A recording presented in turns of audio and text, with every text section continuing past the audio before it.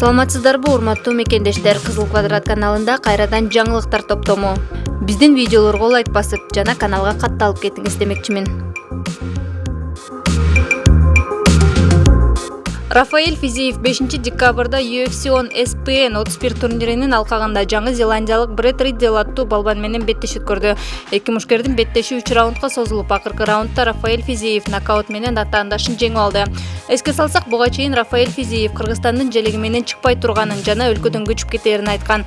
Аталган мелдеште Рафаэль Физиев нейтралдуу статуста чыкты. Жуманазарова быйыл 4 мелдешке катышып 114 упай топтоо менен дүйнөлүк рейтингде 2-орунга жайгашкан. 1 жана 3 сапта америкалык жана нигериялык спортчулар турат. Олимпиада оюндарынан коло байге алган Мерим Жуманазарова быйылкы жараткан ийгиликтери үчүн бириккен күрөш дүйнөсүнөн $7000 сыйлык алат. Бул тууралуу уюмдун сайтында жазылды. Эл аралык спорттук уюм узаган жылдын жыйынтыгын чыгарып жатат. Дүйнөлүк рейтингде алдыңкы 3-түккө кирген спортчуларга эми жыл сайын акчалай сыйлык берилип турмакчы. Жуманазарова быйыл 4 мелдешке катышып 114 упай топтоо менен рейтингде 2-орунга жайгашкан. Жуманазарова Азия чемпиону болгондо 18, Польшадагы чемпионатта коло алганда 12, Олимпиада оюндарында 3-орунду багындырганда 26 упай, Ослодо дүйнө чемпионатын жеңгенде 58 упай топтой алды деп жазылган уюмдун сайтында.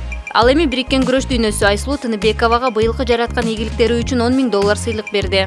Кыргызстандык балбан өз салмагында спортчулардын арасында эң көптөлгөн 136 упай топтогон. Муну ал 4 мелдешке катышып алган. Ал апрель айында Азия чемпиону болуп, рейтингин 18 упай менен баштаган. Кийинчерээк Польшанын ачык чемпионатында алтын медаль утуп, 16 упай кошулган. Олимпиада оюндарында күмүш медаль тагынганда дагы 44 упай топтогон. Ослодо дүйнө чемпиону болгондо 58 упай кошулган. Кыз-келиндер күрөшүндө бир да балбан Айсулуу Тыныбековадай ири упай топтой алган эмес деп жазылат уюмдун маалыматында. Буга чейин бириккен күрөш дүйнөсү кыргызстандык балбандар Эрназар Акматалиев менен Жоломон Шаршембековго $3000 сыйлык бермей болгон.